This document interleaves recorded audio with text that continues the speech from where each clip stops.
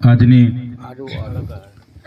સભામાં અહીંયા ઉપસ્થિત હમણાં જેને આપણે સાંભળતા હતા એવા નિરંજનભાઈ વસાવા, સાથે આમ આદમી પાર્ટીના નર્મદા જિલ્લાના મહામંત્રી એવા અર્જુનભાઈ માછી, ઓબીસી મોરચાના પ્રમુખ એવા ગોપાલભાઈ માછી, નાંદોદ તાલુકા આમ આદમી પાર્ટીના નર્મદા જિલ્લાના યુવા અધ્યક્ષ એવા ગિરિરાજસિંહ ગોહિલ, નાંદોદ તાલુકા આમ આદમી પાર્ટીના પ્રમુખ એવા જયેશભાઈ, આંબલેથા જિલ્લા પંચાયતના પ્રભારી એવા કૌશિકભાઈ, આમ આદમી પાર્ટી નર્મદા જિલ્લાના ઉપપ્રમુખ એવા આશીષભાઈ તડવી, વડિયા જિલ્લા પંચાયતના પ્રભારી એવા રાજેશભાઈ વસાવા, સાથે આંબલેથા જિલ્લા પંચાયતના પૂર્વ સરપંચ એવા શામળભાઈ, સાથે આજે અહીં મોટી સંખ્યામાં ઉપસ્થિત થયેલા ગામના મારા પિતા તુલ્ય વડીલો, માતા તુલ્ય મારી માતાઓ, મારી બહેનો, મારા યુવાનો,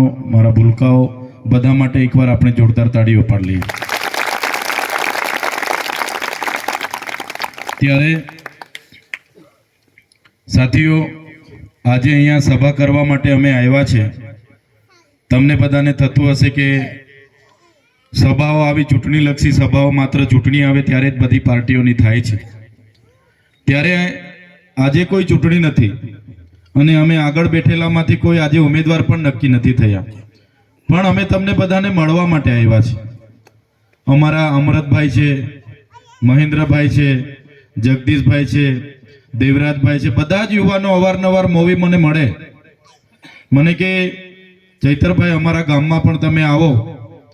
ત્યારે એમની સાથે મારી એ જ વાત થતી કે ભાઈ આપણું ગામ એ મારું ગામ જ છે, તમારું ગામ એ મારું ગામ જ છે, મારા ગામની પણ ઘણી મારી બહેનો તમારા ગામમાં છે, તમારા ગામની ઘણી બહેનો અમારા વિસ્તારમાં છે, એટલે મારે પણ લાગણી છે. એમને મેં કીધું તમે આયોજન કરો, હું 2-3 દિવસ રહીને હું આવું, ને એમણે કીધું કે 13 તારીખે આવો. વચ્ચે મારે આવવાનું આયોજન હતું પણ ભાગવેલનો પ્રોગ્રામ હતો. અમરતભાઈ સાથે અમારી વાત થઈ, બધા ભાગવેલ જવા તૈયાર થયા અને તે દિવસે મેં જ સામેથી ના પાડી કે ભાઈ ભાગવેલ જાઓ છો, બધા શાંતિથી ફરી આવો, પછી આપણે મળીએ. ત્યારે આજે અમે બધા તમારી વચ્ચે આવ્યા છે, એટલે તમને એવું કહેવા માટે નથી આવ્યા કે અમારા કૌશિકભાઈ ઊભા છે એમને મત આપજો, અમારા મહેન્દ્રભાઈ ઊભા છે એમને મત આપજો, એના માટે નથી આવ્યા, પણ તમને મળવા માટે આવ્યા છે. કેમ કે તમારી સાથે અમારી લાગણી છે, તમારી સાથે અમારી લાગણી છે, આપણે એક પરિવારની જેમ છે, એટલે તમારી વચ્ચે આવ્યા છે. ચૂંટણીઓ આવશે, ઉમેદવારો આમાંથી નક્કી થશે, ત્યારે પણ આવીશું, ત્યારે પણ મળીશું, ત્યારે પણ ભાષણ કરીશું, પણ આજની જે મીટિંગ છે એ તમારી ને અમારા એક સંબંધો છે, લાગણી છે, ભાવ છે. તમારો ભાવ અમને અહીંયા ખેંચીને લાવ્યો છે, ત્યારે અમે તમારી વચ્ચે છે. અહીંયા બેઠેલા બધા જ લોકો, અહીંયા બેઠેલા ઘણા લોકો મને સારી રીતે ઓળખે છે. હું પણ એક તમારા જેવા સામાન્ય પરિવારમાંથી આવું છું. મારો પરિવાર એ કોઈ રાજનીતિમાં નહોતો. બધાને ખબર છે કે મારા ઘરમાંથી મારા મમ્મી પપ્પા, મારા દાદા દાદી કે પરદાદા કોઈ સરપંચ સભ્યમાં પણ નહોતા. હું પણ સરકારી નોકરી મારી હતી, એગ્રી બિઝનેસ સેન્ટરો મારા ડેડિયાપાડા ને ઉમરપાડામાં હતા, અને હું પણ વેલસેટ ધીરે ધીરે થઈ જત. 4-4.5 વર્ષ નોકરી કરીને મેં જોયું કે ત્યાં કોઈ પણ સરકારી કાર્યક્રમ હોય એટલે ભાજપના નેતાઓ આવા કુર્તાઓ પહેરીને આવી જાય, અમને અધિકારીઓને કહે કે ઓ ભાઈ અમારો પ્રોગ્રામ છે, તમારે બસો ભરવાની છે, તલાટીઓને કહે તમારે બસો ભરવાની છે, ગામ સેવકોને કહે તમારે બસો ભરવાની છે, અને મોટી મોટી વાતો કરે. તો નેતાઓને જોઈને નોકરીમાં એટલે અમારે નેતાઓ સાથે વધારે રહેવાનું થતું હતું, કેમ કે નાના મોટા પ્રોગ્રામો એટલે લોકોને લઈને અમારે જ જવાનું, એવું નેતાઓ અમને હોપી જાય. એટલે નેતાઓને જોયા નજીકથી કે ભાઈ આ બધા નેતાઓ તો અમારા કરતા ઓછું ભણેલા છે અને અમારા પર આદેશો ફેંકે છે. એટલે મેં પણ નક્કી કર્યું કે લોકોના કામ કરવા હશે તો નોકરી પરથી રાજીનામું આપીને જવું પડશે. નોકરી આજે મેં કરતો, મારી સાથેના લોકો આજે ટીડીઓ છે, જે મારી સાથે નોકરી કરતા હતા એ લોકો ટીડીઓ છે. છતાં મેં નક્કી કર્યું કે મારે પૈસા કમાવવો હોય, બંગલા બનાવવા હોય, મારો ઘર પરિવાર વેલસેટ થઈ જતો, મારા છોકરાઓ પણ ભણી લેતા, મારે જેલમાં પણ નહીં જવું પડતું, મારી ધર્મપત્નીએ જેલમાં નહીં જવું પડતું, જો મેં નોકરી પર રહેતો તો. પણ મેં નક્કી કર્યું કે હું નોકરી પર રહીશ, પણ જે આદિવાસી સમાજ આજે શિક્ષણથી વંચિત છે, આરોગ્યની સુવિધાથી વંચિત છે, આજે પોલીસ સ્ટેશને જતા ડરે છે, આજે બજારમાં જતા ડરે છે કે રસ્તે પોલીસવાળા રોકશે, એમના માટે કોણ બોલશે? એમના અધિકારોની વાત કોણ કરશે? એમ કરીને મેં નોકરીમાંથી રાજીનામું આપી દીધું અને તમારી વચ્ચે જાહેર જીવનમાં આવીને ઊભો છું. ત્યારે તમારી વચ્ચે જાહેર જીવનમાં આવીને ઊભો છું. મારે મારા પરિવારની ચિંતા રહેત તો નોકરી મેં કરત. આજે ટીડીઓ રીતે થોડા વર્ષો પછી નાયબ ડીડીઓ બનતે મેં, પણ મેં રસ્તો છોડીને, આરામની જિંદગી છોડીને મેં લોકો માટે બોલવાનું પસંદ કર્યું છે. તમે વિચાર કરો, રાજનીતિ છોડ્યા પછી, નોકરી છોડ્યા પછી 1-2 કેસ નથી, નોકરી છોડ્યા પછી 19 જેટલી એફઆઈઆરો આ સરકારે મારા પર કરી છે. 3 વખતે. હવે ફરિયાદ થાય એમાં તો હું ટાળી પાડો છો તમે? આપણા લોકોએ શીખવું પડશે કાં ટાળી પાડવાની કાં નહીં પાડવાની. કેવડિયામાં આવીને ટાળીઓ પડાવીને આજે શું હાલત કરી છે ખબર છે ને? આ લોકો આવે ટાળીઓ પડાવીને બધું લઈ જાય આપણું, એટલે બધા ધ્યાન રાખજો. તો 18 ખોટી એફઆઈઆરો કરી. મારે કોઈ પોલીસ અધિકારી સાથે મારા કોઈ વ્યક્તિગત ઝઘડા નથી, મારે કોઈ કલેક્ટર સાથે જમીનના ઝઘડા નથી, મારે કોઈ નેતા સાથે વેવાઈ બનવાનું નથી. આ બધું થાય ક્યારે થાય? લોકો માટે લડીએ ત્યારે. હવે કેવડિયાની બહેનો રડતી જઈને અમારા પર ફોન કરે કે સાહેબ અમારા ઝૂંપડા તોડી નાખ્યા છે. હું કેવડિયા ક્યારે ચૂંટણી લડવા નથી જતો, મારા ઘરના બી કોઈ દિવસે કેવડિયા ચૂંટણી નથી લડવાના, પણ મારી બહેનો જ્યારે હવારમાં રડતી જઈને અમને ફોન કરે ત્યારે અમને દુઃખ થાય છે. અમને થાય છે કે અમારી બહેનોએ જમીન આપી, અમારા લોકોએ નર્મદામાં જમીન આપી, સ્ટેચ્યુ ઓફ યુનિટીમાં જમીન આપી, અને અમારા લોકો સાથે આટલી બધી હેરાનગતિ. એટલે અમે જઈએ છીએ, કેવડિયા પણ જઈએ. ડાંગમાં કોઈ સાથે અન્યાય થાય, દાહોદમાં કોઈ સાથે અન્યાય થાય, ભરૂચમાં DIDCમાં કંઈ થાય, સુરતમાં કંઈ થાય તો લોકો અપેક્ષા આપણા પર રાખે છે અને અમે જઈએ છીએ, એમના ન્યાય માટે બોલીએ છીએ. અમારો કોઈ અંગત સ્વાર્થ એમાં રહેતો નથી. અમે લોકોને ન્યાય મળે એના માટે બોલીએ. ત્યારે આ ભાજપના નેતાઓને ગમતું નથી, આ ભૂપેન્દ્રભાઈ પટેલની સરકારને ગમતું નથી, હર્ષભાઈ સંઘવીની પોલીસને ગમતું નથી, અને અમારા પર ખોટા કેસ કરે છે ને? આપણા લોકોના પીવાના પાણી માટે બોલવું એ શું ગુનો છે? આપણા બાળકોને શિષ્યવૃત્તિ બંધ કરી દીધી હતી. ઉચ્ચ અભ્યાસ કરનારા વિદ્યાર્થીઓને ખબર છે 2 વર્ષથી સ્કોલરશિપ નહોતા આપતા.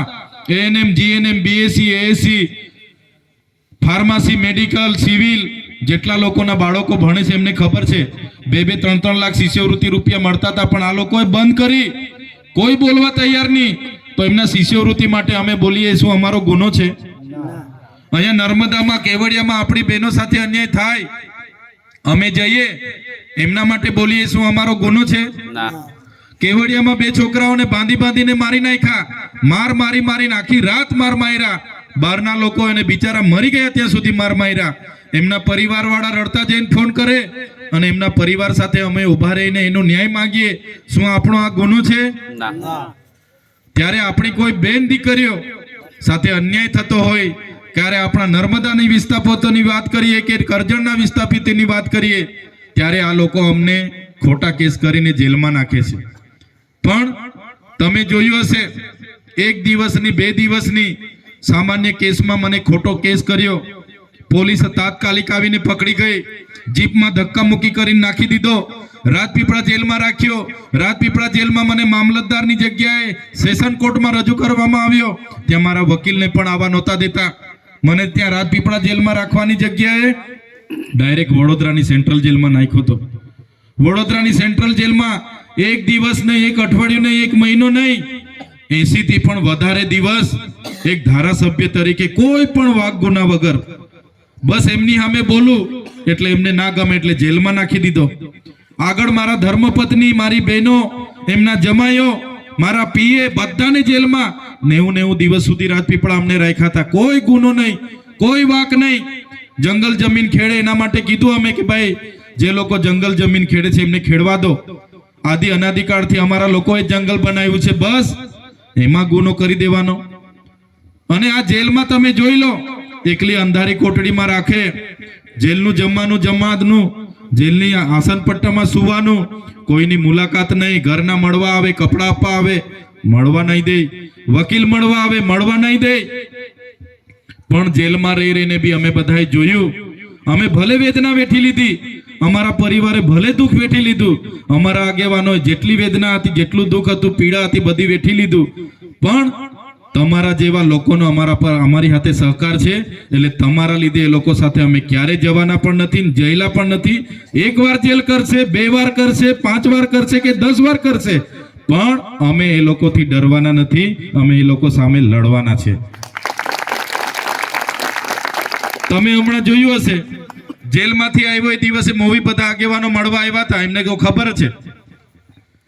તો જેલમાંથી આવ્યો એક ધારાસભ્ય છું, ડેડિયાપાડાના લોકોએ મને 1 લાખથી પણ વધારે મત આપીને, 1 રૂપિયા વગર, 1 દારૂની બાટલી વગર, 1 બિયર વગર, કોઈ પણ જાતના નાસ્તા વગર મને 1 લાખ જેટલા મત આપ્યા, મને ધારાસભ્ય બનાવ્યો. ડેડિયાપાડામાં મારું કાર્યાલય છે, ડેડિયાપાડાનું બોગજ મારું ગામ, ત્યાં મારું ઘર, મારો પરિવાર રહે છે, છતાં આ લોકો મને ડેડિયાપાડામાં જવા નથી દેતા. મને આજે પ્રવેશબંધી ફરમાવી દીધી છે. જે લોકોએ મને ધારાસભ્ય બનાવ્યો, એમના સુખમાં કે દુઃખમાં મારે નહીં જવાનું, એમનું કામ મારે નહીં કરવાનું. ત્યાં હું પ્રવેશ કરું એટલે ફરી મને વડોદરા જેલમાં નાખી દેવામાં આવે, મારા ગામમાં જવા દેવામાં નહીં આવે.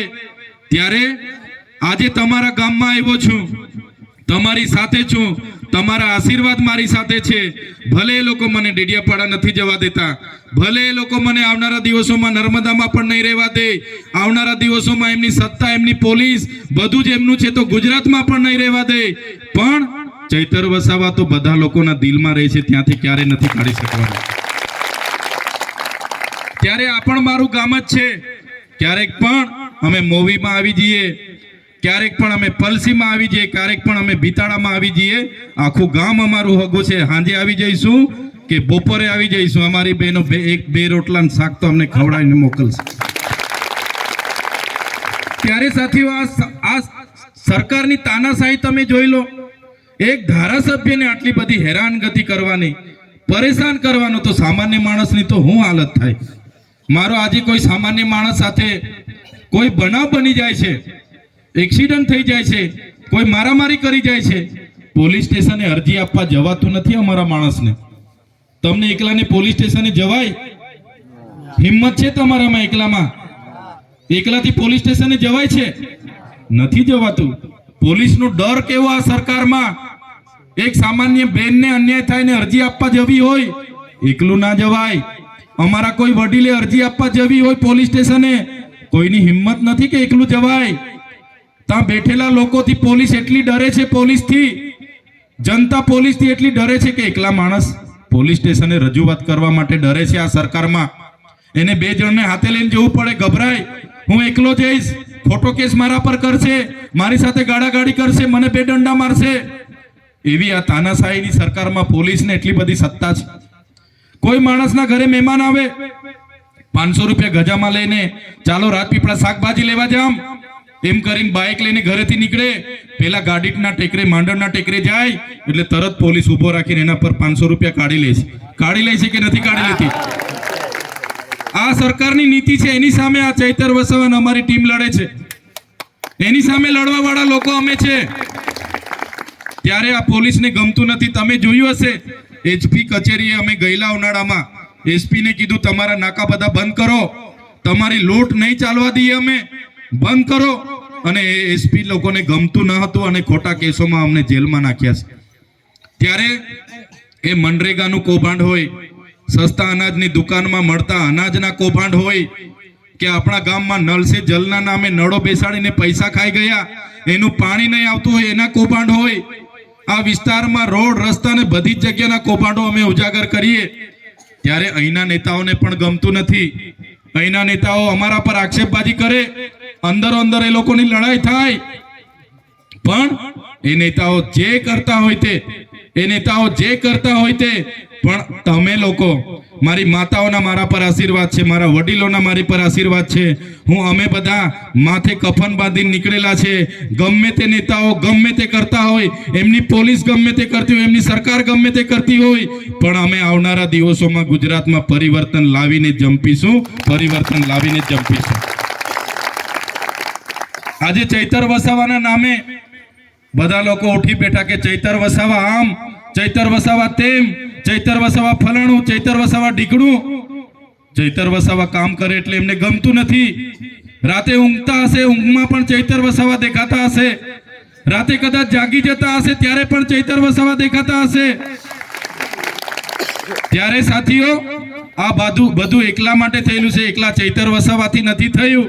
તમે બધા લોકો મારી સાથે જોડાવ છો એટલે આ લોકોને ડર છે, આ લોકોની સત્તા જવાની છે, એટલે આ લોકો રાતે પણ મારા નામની માળા જપીને 2 ગ્લાસ પાણી પીને એમને ઊંઘવું પડે છે. બધા મારી પાછળ આદુ ખાઈને પડ્યા છે. ચૈતરભાઈ મોવી જાય છે, કોને મળે છે? ચૈતરભાઈ રાજપીપળામાં કોને મળે છે? બધું આ લોકો જોઈ છે. મારા મોબાઈલો જમા લઈ લીધેલા, હમણાં થોડા દિવસ પહેલા છોડાવીને લાવ્યો છું. ત્યારે આ લોકોની તાનાશાહીથી આ ચૈતરભાઈ વસાવા, એમની ટીમ ડરવાવાળી નથી. તમારા માટે લડવા માટે અમે તૈયાર છે, પણ બસ તમારો સહકાર અમને જોઈએ છે. આપશો ને બધા? તમારો સહકાર જોઈએ છે. આ ચૈતરભાઈ ક્યારે અહીંયા ઊભો રહેવા લડવા માટે નથી આવવાનો, છતાં કોઈ પલસીના માણસને તકલીફ પડશે, કોઈ ભમરીના માણસને તકલીફ પડશે, મારા ખૂટા આંબાના માણસોને તકલીફ પડશે, મારા બિતાડાના માણસોને તકલીફ પડશે. રાતે 12 વાગે પણ મને યાદ કરજો, રાતે 12 વાગે પણ પોલીસ સ્ટેશને આવવું પડશે તો આવીને હું ઊભો રહીશ. અમે બીજા નેતાઓની જેમ ચૂંટાઈ ગયા પછી ફાંકા ફોજદારી કરવામાં નથી માનતા. અમે લોકોના કામમાં માનીએ છીએ. આજે ગુજરાતમાં 182 ધારાસભ્ય છે. તમે જોયું હશે ગુજરાતમાં ક્યાંય 182 ધારાસભ્યને કોઈ ઓળખતું નથી. આજે આ તમારા ભાઈને, આજે આ તમારા ચૈતર વસાવાને આજે આખું ગુજરાત એટલા માટે ઓળખે છે કે ચૈતર વસાવા લોકો સાથે ઉભા રહીને લોકોનું કામ કરે છે, એટલે આજે ઓળખે છે. ત્યારે સાથીઓ, તમને બધાને ખબર છે, હું જેલમાં હતો ત્યારે આપણા સાંસદ કેવી ભાષામાં વાત કરતા હતા કે ચૈતર વસાવાને તો અમે જેલમાં નાખી દીધો, એનું બધું પૂરું થઈ ગયું, એમની પાર્ટીનું પૂરું થઈ ગયું.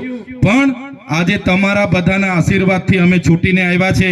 ત્યારે આ બિતાડામાંથી તો મારે કહેવું જ પડશે, કેમ કે બિતાડાના 2-4 નાના મોટા નેતાઓએ પણ એમના માણસોને મોકલેલા હશે કે ભાઈ ચૈતરભાઈ શું બોલે છે, વિડીયો બનાવી લાવજો. મોકલેલા હશે ને?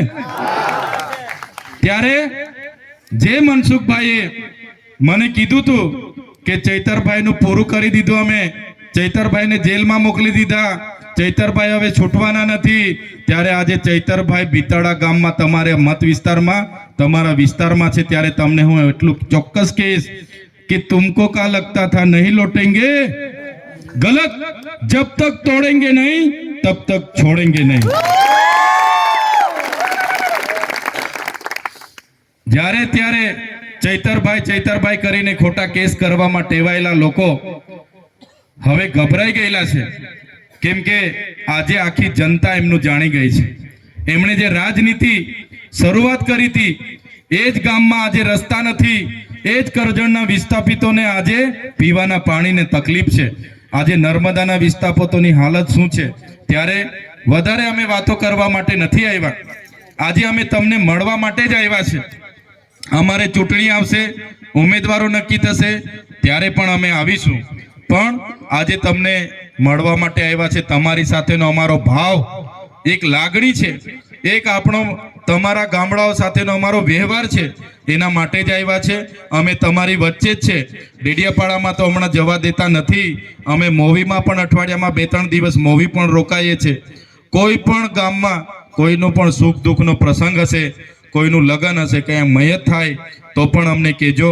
કોઈ પોલીસ સ્ટેશનનું કામ હશે, જંગલ ખાતાનું કામ હશે કે જીઈબીનું કામ હશે, ભલે આજે અમે અહીંયા અહીંયા નથી ચૂંટાયા, ડેડિયાપાડામાં ચૂંટાયેલા છે, પણ વહીવટ અમે જાણીએ છીએ. તમારા કોઈ પણ નાના મોટા કામ હશે અમને કહેજો, અમે તમારી સાથે છે. વધારે વાત હું નથી કરતો, સમય ઘણો થયો છે. તમે કોઈએ ખાધું નહીં ખાધું, કામના દિવસો પણ ચાલે છે, ત્યારે આજના આ કાર્યક્રમમાં ગામના તમામ આજુબાજુ ગામના પણ વડીલો મોટી સંખ્યામાં આપ ઉપસ્થિત રહ્યા છો. ગામના માતા બહેનો ઉપસ્થિત રહ્યા છો, મારા યુવાનો ઉપસ્થિત રહ્યા છો, બહેનો અને ભૂલકાઓ સૌ ઉપસ્થિત રહ્યા છો. તમારો ખરેખર જેટલો આભાર માનવો જોઈએ એ ઓછો પડે, પણ તમારો અમે ખૂબ ખૂબ આભાર માનીએ છીએ. અમે નાના માણસ છે, આટલી મોટી સરકાર સામે લડીએ છીએ, ત્યારે એટલા માટે જ અમારી હિંમત વધે છે કે તમારો બધાનો અમને સહકાર મળે છે.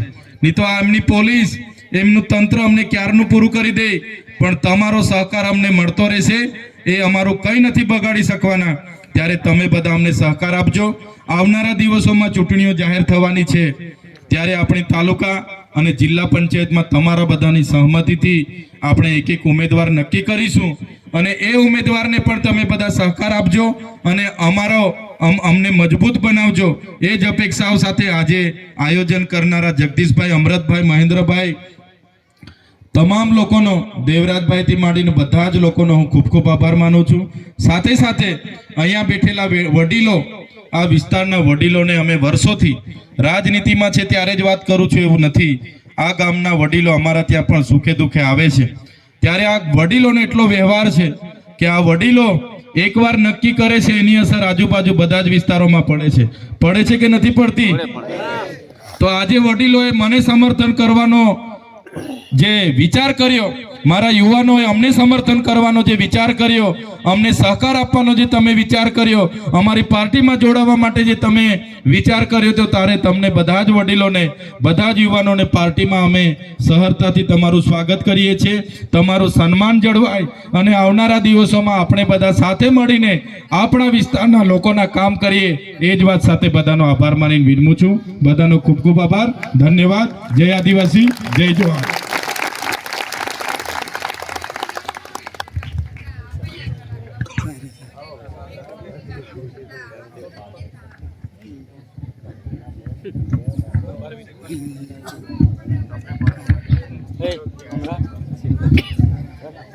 ખૂબ ખૂબ આભાર માન્ય શ્રી ચૈતરભાઈ વસાવા સાહેબ કે